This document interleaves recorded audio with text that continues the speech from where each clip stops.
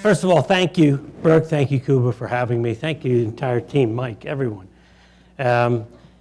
It's my privilege to be here with you, and it's always fun to come out and talk to a group I've never talked to before. Raise your hand if you've ever seen me in person.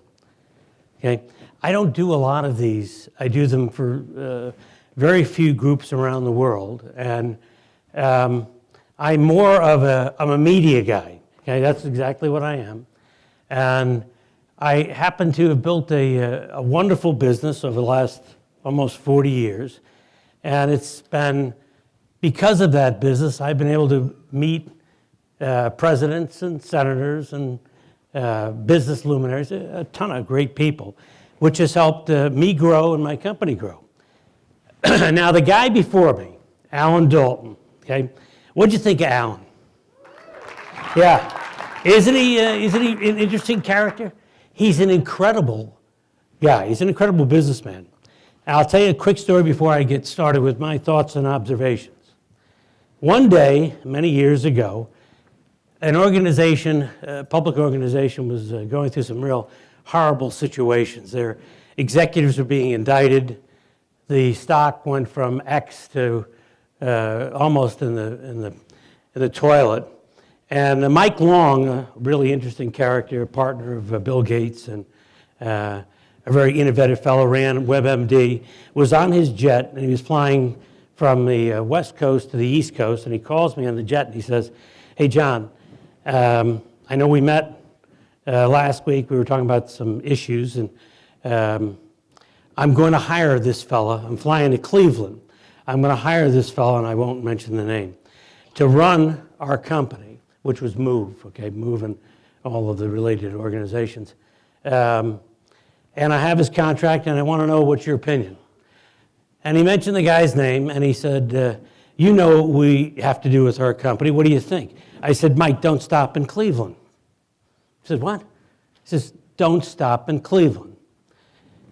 There's a guy you should fly and meet in Boston because he's the only guy that fits the description of what your organization needs to transform it and build back shareholder value through the good old-fashioned way of providing value to your customers." He says, "Who's that?" It's Alan Dalton, okay? So Mike cancels his stop in Cleveland, flies to Boston, lands at Logan, and he goes to meet Alan, and I forget wherever the restaurant was. Alan could remind me someday, in the middle of Boston. It was pouring rain, I know that, because Mike's limo drove him to this restaurant. Alan saw the limo. Alan comes out to say hello in the pouring rain, and Alan didn't have a raincoat on. Alan and Mike hit it off. They go into the restaurant. They talk for about 2.5 hours. Mike takes out the employment agreement that had the other person's name on it, and it was worth millions of dollars. He scratched out the guy's name, and he hired Alan. It was the best move that organization ever did. It transformed the company from in the dumps to a multi-billion-dollar organization. So that's Alan Dalton, okay? So now, some of you may think I look like this because I try to look like I'm an established, what do they call it, a baby boomer on the far end of baby boomers, okay?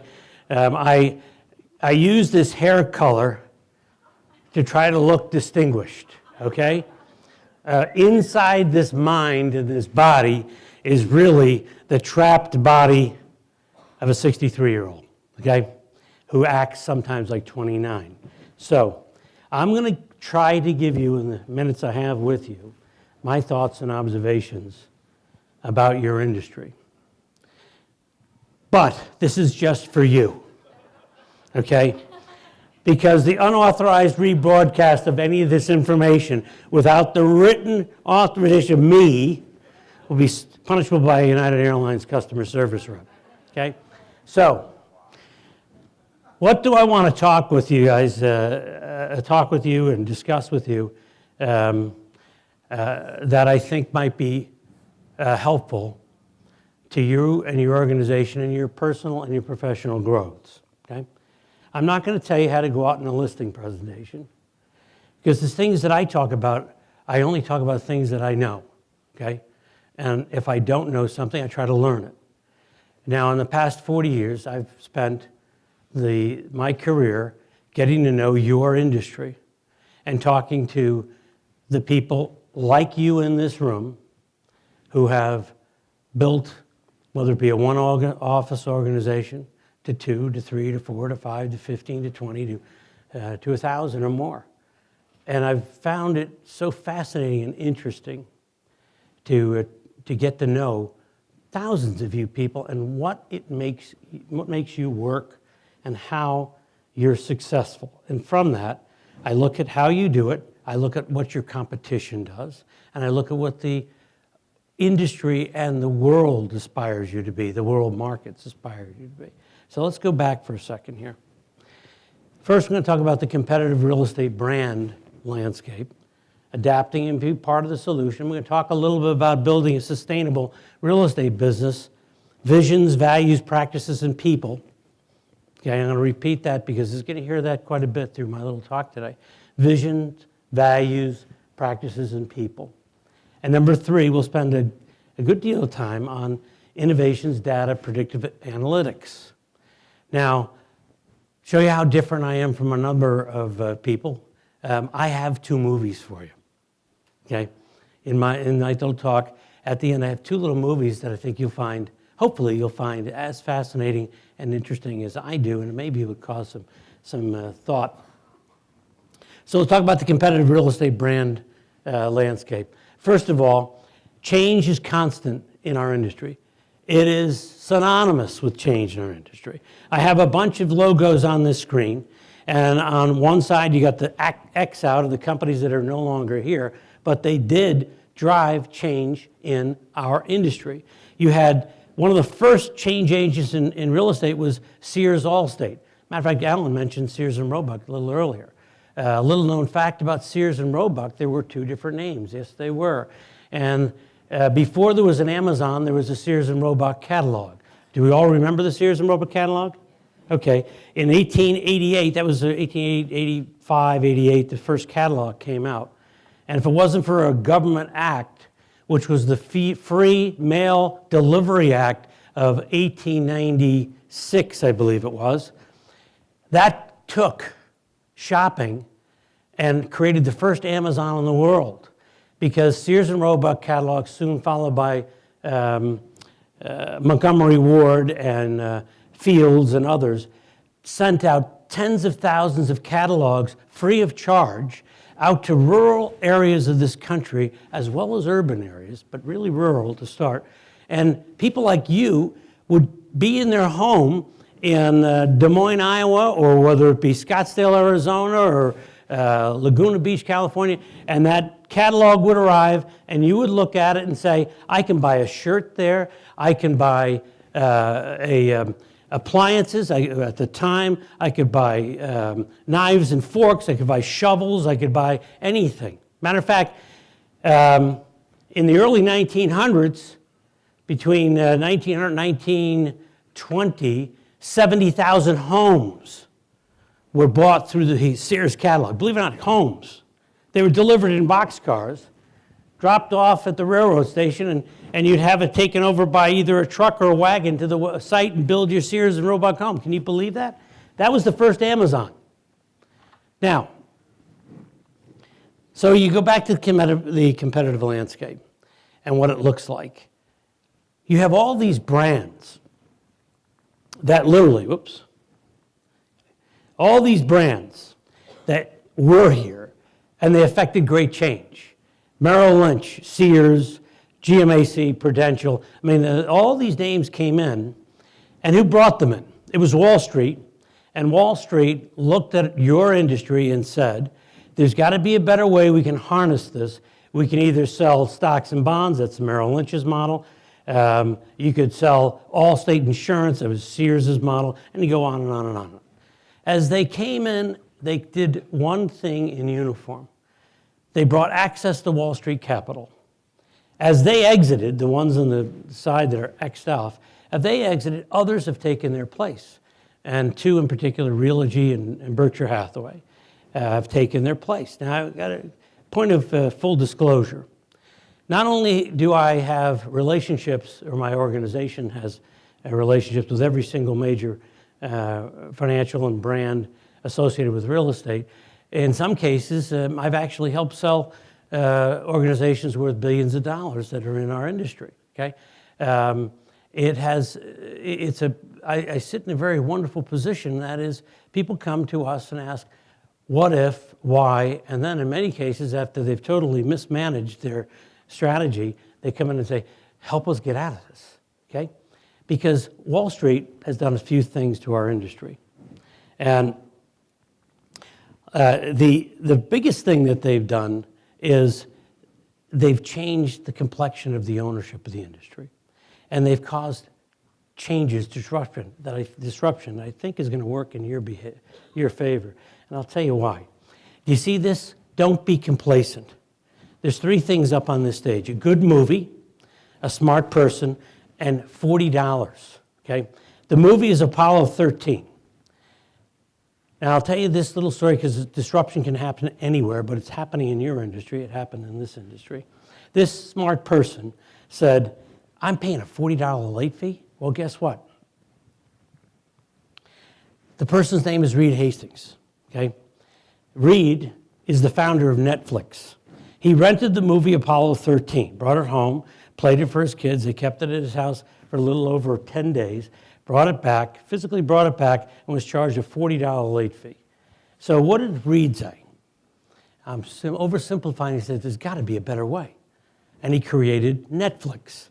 Now, along the way to determine a better mousetrap, a better way to deliver product and service to the consumer, what Reed found out is Blockbuster at the time had about just under 9,000 facilities around the globe.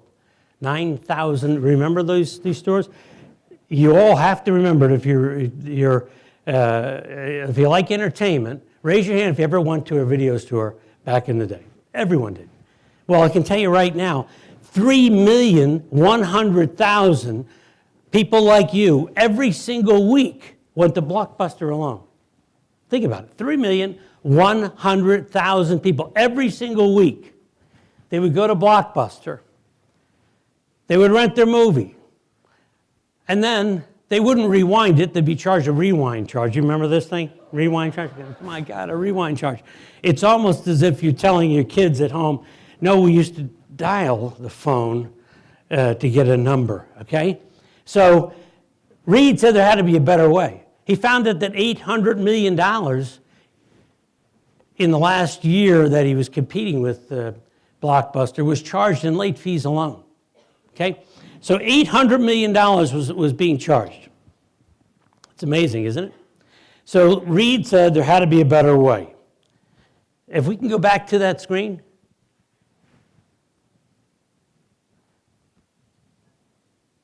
Oops. Okay.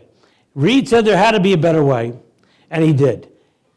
Because decisions and choices are made. Blockbuster approached Netflix, and Netflix said, you can buy us for $50 million. Imagine that? For $50 million.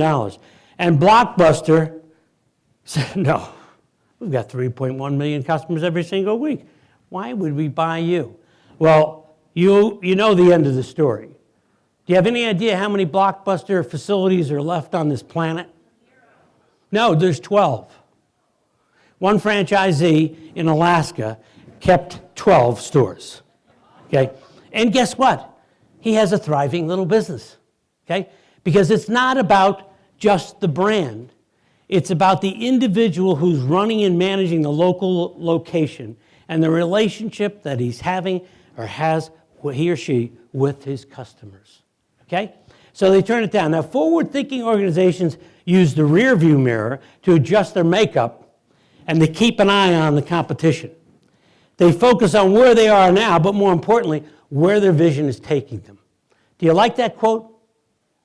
That quote should be in every one of your psyches, because that's exactly what I believe you represent in this room. Now, you represent forward-thinking people. Now, Wall Street changed real estate. I'll tell you a few minutes on my thought on this, and you tell me whether or not you agree. You see all these little logos up here, and there's hundreds more, okay? There's literally about 2,000 of these, roughly. These are the logos of local brokerage firms like yours, some larger, many larger, that were acquired by all of these Wall Street organizations. You look at some of them, Champion, Huff Realty, First Weber, Iowa Realty, Realty South, dozens and dozens and dozens. Well, what change am I talking about? I'm talking about the following, probably one of the most important ingredients in change. The strategies of the Wall Street firms used billions of dollars of Wall Street capital to acquire local brokerage firms, and that was affecting their strategy. They came into our industry and said, we can roll this industry up. We can create huge organizations like the NRT and others, and they can bring our real estate services to the public. They cashed out hundreds, thousands of entrepreneurial leaders, just like every one of you in this room. They came in and they said, Harry, you have 5 offices, you have 400 real estate agents, you're doing X number of GCI, and you can either do one of two things. Harry, you're 65 years old, you can continue to compete with us, or you can hand the business to your kids or your management team and continue as John Featherston Real Estate, or we can pay you a very handsome multiple and be part of our global strategy. Well, most people voted with their wallets, okay? Now, I knew a lot of these people. They're wonderful folks. I'm not chastising them. I'm not saying it was a bad decision for their personal fortunes and their families or the industry itself. Many of them that I knew, I realized that really savviness and education and intuitiveness sometimes skips a generation. And I'm glad many of them sold out rather than hand the business to their kids, because their kids may have taken a turn and blown up the asset. But what happened was this strategy did the following. It removed a tremendous number of entrepreneurial icons, local and regional icons from our industry. And it happened over the last 20 years. You can't replace that. Now, that's a good thing for you. It's a very good thing for you. Because those are the same people, these iconic figures, that could walk up and down a marketplace and know every agent on the street or at a meeting, at a Rotary Club meeting, or at the country club, or at the Knights of Columbus, or the pancake breakfast. The brokers that own these businesses and their key co-owners, like Alan Dalton, they knew not only their own agents, they knew how to recruit the other agents, and they also knew hundreds and hundreds of homeowners in their marketplaces. They were really iconic figures. They bought the rear page of the newspaper when the newspaper used to be read. And they would have these big pages. You know, I won't mention very many names, but many of these brokers would call me up and say, you've got to come out. I want to show you, we've opened a new office, or we're doing a local television program. Would you come out and be interviewed with me about the state of the industry and what we're doing? You know, we have all 52 Sundays of our newspaper, and it's only costing me $20,000 a week. I'd hear this repeatedly. But those entrepreneurs knew how to run a local business. So what happened? They're gone, right? For all intents and purposes. Have you run into any of this? Do you see this? Did it affect your business? Well, guess what? It hasn't really affected your business as much as you may think. However, it should affect your business in the future. Let me get up the next. Now, go back one here, okay?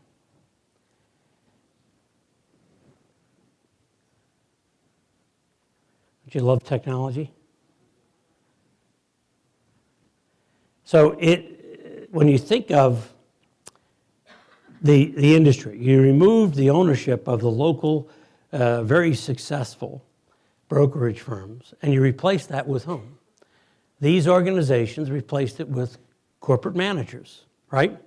So when you deal with the competition, whether it be an NRT or any one of the other brands that are really Wall Street-driven brands, you'll find that their management teams come from where? Well, they're not owners. They don't have equity in their business. They're managers. They have a very different outlook towards the business, don't they? They don't live and breathe the business every day like you do. Am I correct in that assumption? Raise your hand if you think I'm correct in that assumption, okay? You're a very unique brew. You really are. You're true capitalism at its best. You get up every single morning, and there's not a paycheck waiting for you at Friday. It's all on what you and your agents can deliver, the promise, the future, the values to the customer that they're working with. And then at the end of each week, what's left over is yours, right? I wouldn't have it any other way, okay? That's why I started my business. I said I could make a fortune, and I was making a fortune for other organizations. And I said, wait a second, why?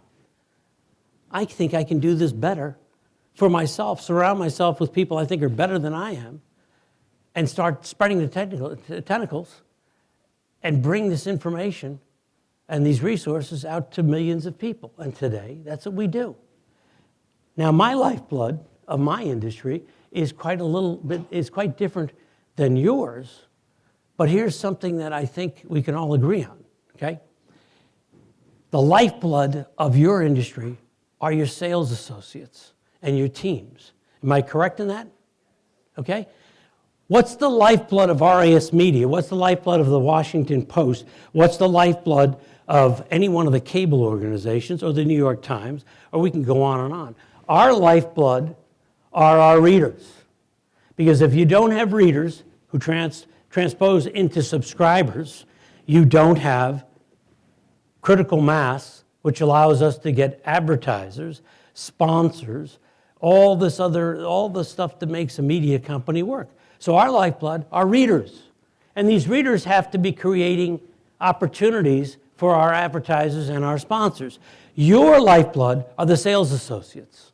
As Alan said earlier, recruitment and retention, two of the most overused words in your industry, but they are very, very important. They're as important today as they were last year, as they were 10 years ago. And the thing about agents, today agents want to work smarter, more effectively, and they want a great culture.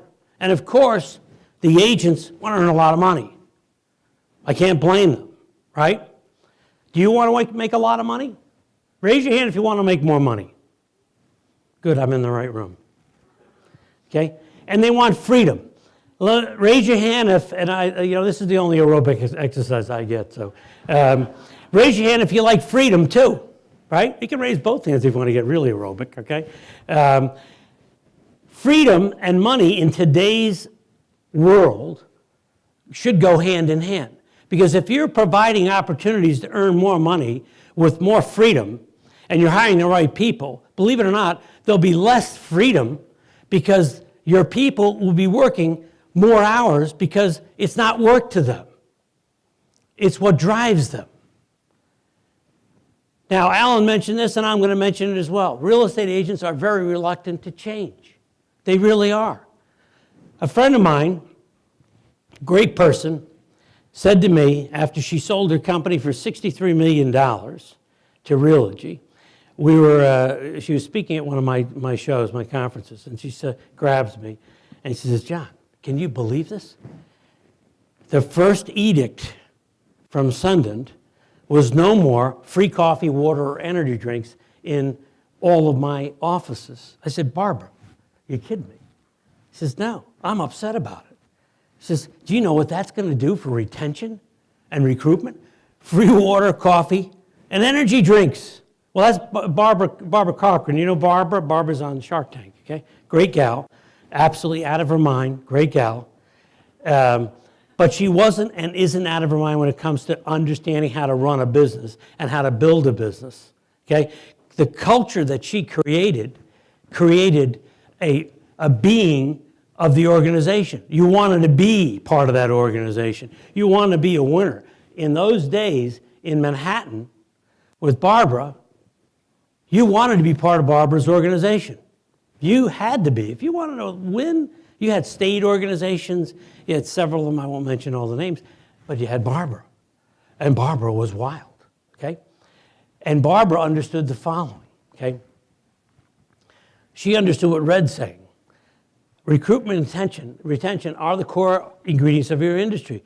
But what Red says, if you think it's expensive to recruit productive professionals, wait until you hire amateurs. Do you know who Red Adair is?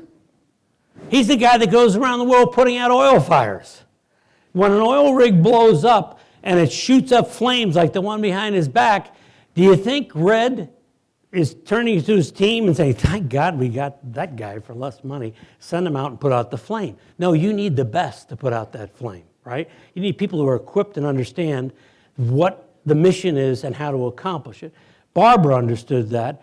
I think many of you in this room understand that, and that is recruit people who are already producing and are successful and show them you've got the way and the path forward for them to earn even more money and even more freedom because you've got a better path forward. That in essence, is what Red was all about and what Barbara was all about. Building a sustainable real estate business. Now, there's four words underneath that. There's vision, values, practices, and people. Visions, values, practices, and people. Now, if you were to go to the Harvard School of Business, okay, you would see those 4 words repeated and repeated and repeated. Because what are those 4 words, what do they really mean? If you compile them all together, it means culture, right? If you have that, you create a culture. You add the words beneath it, systems, training, technology, and then recruitment and retention. Well, those are strategies, underlying strategies that are supported by systems, training, and technology. But the systems, training, and technology that you have will not be empowered unless you have vision, values, practices, and the right people to execute that. Now, when I say right people, I'm talking to you because I've watched your company. I've watched you grow. I think it's a lot of fun to watch companies grow. It's a lot better than watching companies die, okay? Because when they die, it's a horrible thing to watch because good people are affected. So in my position, I have to watch all of this. And my editors and writers, Maria Patterson, who runs our magazines and all of our editorial throughout the entire organization, is here with me today. She has to watch this and read this on a regular basis. So when you look at organizations and how they grow, again, visions, values, practices, and people, you have to look at, from my vantage point, and hopefully in the next 5 minutes, your vantage point, you have to look at what are the behavioral traits of your organization, of your people. Now, I told you earlier, I don't do many of these talks because when I am asked to do these talks, most of the time I'm able to turn them down in a very graceful manner. Okay? Now, if they're in Vienna in October or Berlin or Amsterdam, I find a way to say yes. Okay, I have to tell you. So I do those, and I like doing those. But I have to watch my time because time is money for me. Okay, and money is not just a function of wealth. I have 6 children. I like being with my family, and I've reached a position in my life where I can say yes and no to a lot of things. But why did I say yes to come out here? I came out here because I watched Cuba, I've watched Burke, I've watched Mike, I've watched your company, and I find it fascinating. And I also watched many of the videos that you've created. I've read many of the individual stories, and I'm not going to mention lots of names, but There's easily 8 or 9 people probably in this room. Believe it or not, I've read about your stories and watched some of your video clips, and this is what I've come up with. This is really why I think I'm here today. Because the powerful behavioral traits I believe of you and your company are as follows. Number 1, you have no patience for the status quo. You want to win. Well, you know, I'm going to stop there because when I was a young guy, starting out, I was a basketball player, believe it or not. I wasn't drafted by the Celtics, but I played Division I basketball. I have 2 young boys, my 2 youngest, that play Division I basketball right now. They play in the ACC, one of the toughest leagues in the country. And they're tough kids. They're driven. But they're really, I think, wonderful kids. They have no patience with the status quo. I didn't. I don't think you have. That's why you're successful, one of the reasons. Your compassion and drive seems to inspire others. Your can-do attitude that I've watched is very motivational. It really is cool to watch. I want to thank many of you for your insight from this. You're born doers, I think. If something needs to be done, when I've looked at what you're doing, you find ways to do it. There's an individual in your organization spent 30 years working in the beverage industry. If you know anything about the beverage industry, it's a tough road to hoe. You're delivering to 7-Elevens and stores, and you're moving around cases and cases of drinks, and you've got a schedule, and it's really tough. After 30 years of doing that, he became a real estate professional inside your organization and runs one of the most successful teams in your company. Pretty darn cool. Now, don't you think that's a doer? I think so. Okay? And most of you don't stop. You hardly are satisfied with your achievements. I think it's another reason why you're probably here today. You want to get better, even better. We all have to want to get better. You love challenges. Barriers make it fun and gratifying. Does that sound familiar to you? Okay. Do you like it when people say, you can't do that, you can't do that? Gosh almighty, I can't tell you how many times when I was in my 40-year career, people say, John, I don't think you can't do that. That'll be a $2 billion organization. They're not interested. 3 weeks later, I'm sitting with the board and they're buying that company. Okay. Why? Because they can do it. And those who say they couldn't do it, well, their career paths took a real different change. You have to want to say you can do it and figure out a way to do it. Okay? So you love the challenges. The barriers make it really fun. You want to win. And you act accordingly. I put a little line on there because it's a very interesting line. Competition. You either get to the seller first or you lose. 88% of the time, a seller of a resale home chooses the first agent they have any real dialogue with. Now, does that make you want to say, I want to be there first with a prospect? Well, you can't just automatically be first. There has to be a system that keeps you engaged with as many of these prospects as possible so that when you do contact them, you are first. And God forbid you're second. You want to be the 12% that actually wins out, right? That's who you are. And the last note, and this I think is a reflection of the type of characters that you have here. And character is of utmost importance in life as well as business.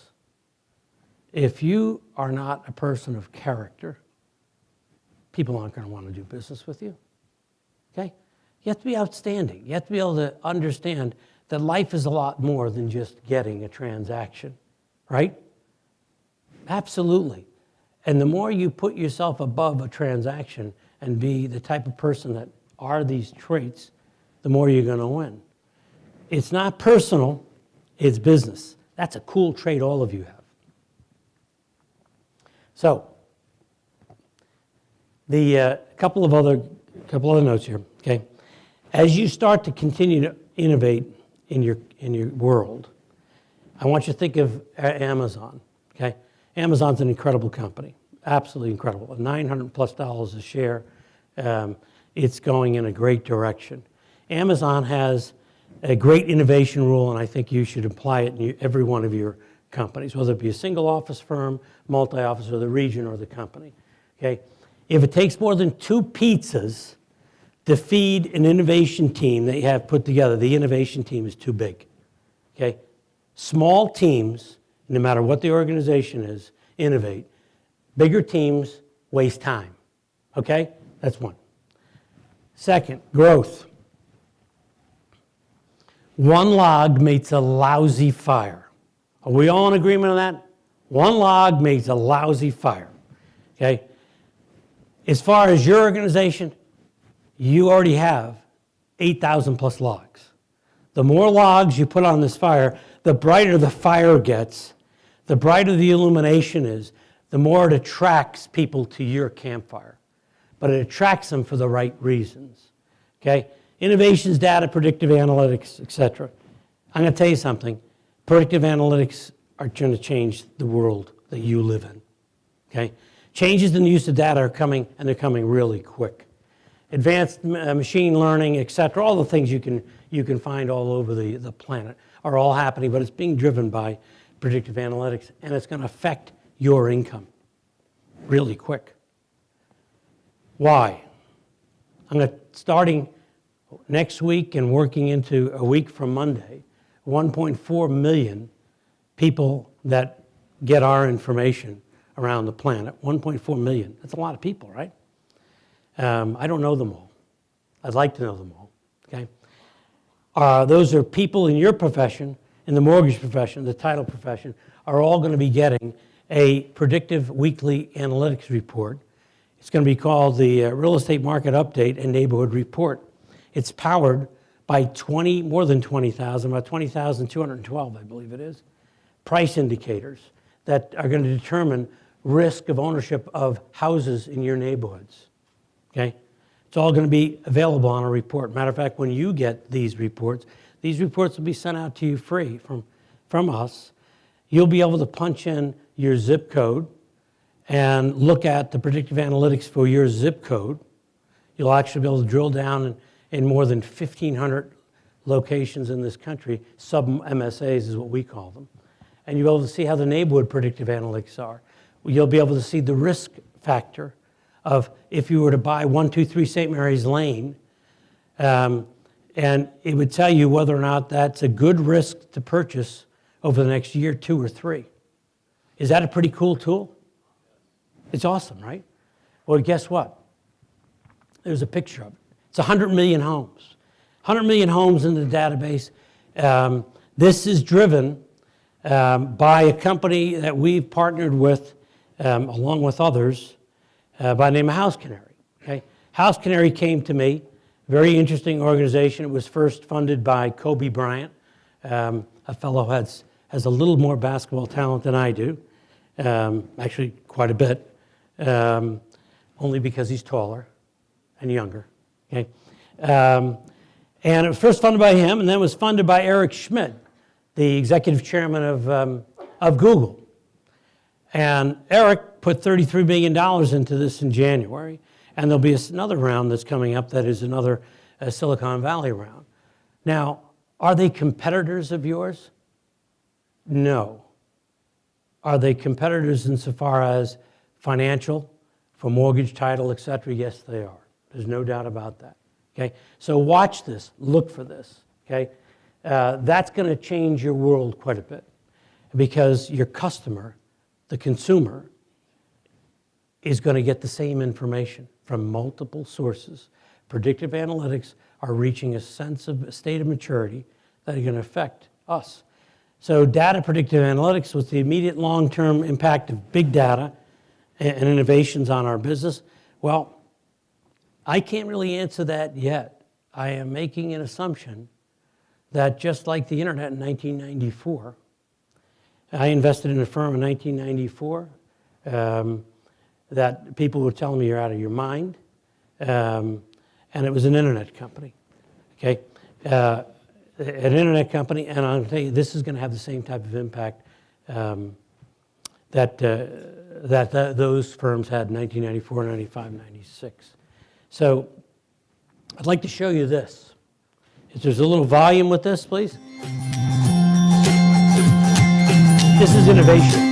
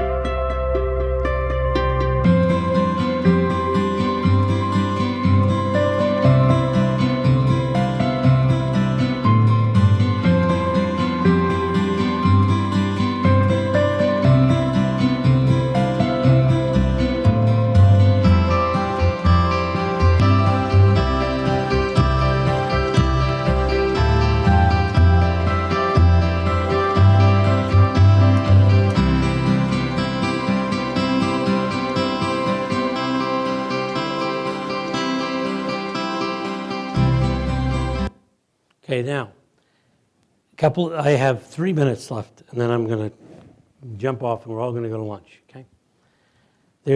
That's innovation. There are countless other innovative ideas. We could sit here for hours, and I could be showing you things that are really on the drawing board, and many of them will come to fruition. And many of them are being funded right now, and what they're using is data to find different ways to convey agendas to consumers. Every organization that is developing these types of tools have an agenda. Most of them don't include your agenda, so be very, very careful. I'm going to talk to you about 2 quick issues that you think you ought to be looking at, because I'm looking at, and that is, you've read about the digital imagery liability issue, which Zillow recently lost a lawsuit, $8.3 million, and that was only a regional type lawsuit for the use of your imagery. You all aware of that? Okay. Here's my recommendation to you.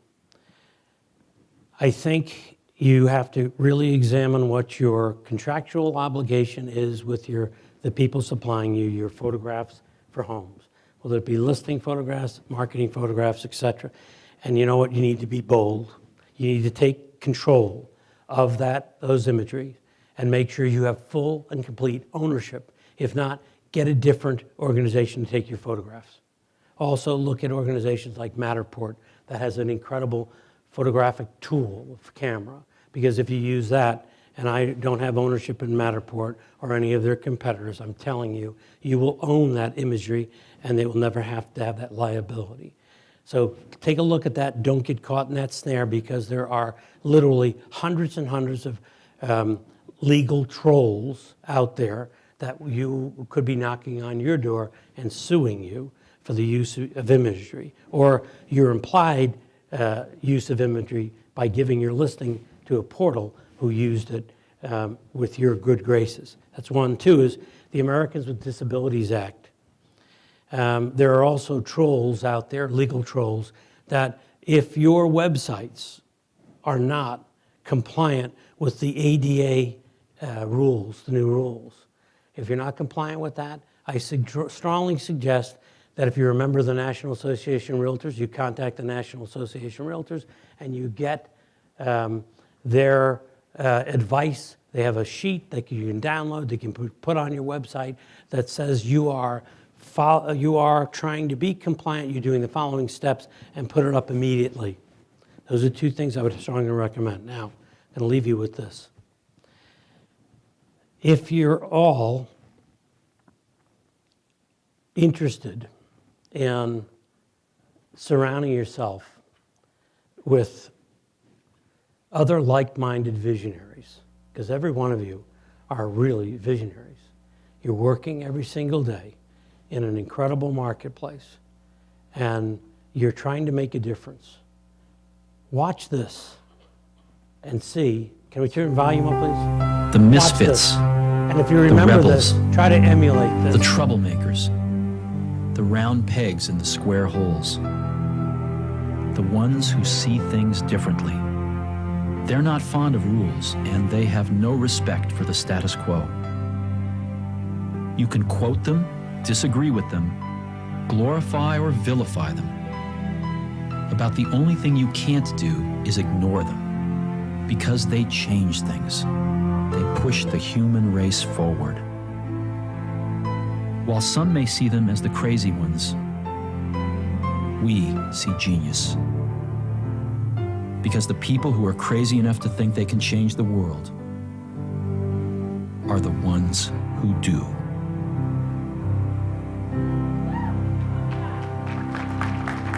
Thank you. That you can download on YouTube, but if you do for your people, there's two different versions, okay? That is the version that is rarely heard or seen, and it is narrated by Steve Jobs, okay? Guys and gals, continue to think outside of your world. Embrace what the changes are coming. Be the stewards of our industry, but be resilient in your quest to be better than you were yesterday, because that's what your customers are looking for. Be their confidant, their resource for what's ahead of them by being in front of what you know they face. So thank you very much for having me, and you are with some very innovative people. Thank you, Ron.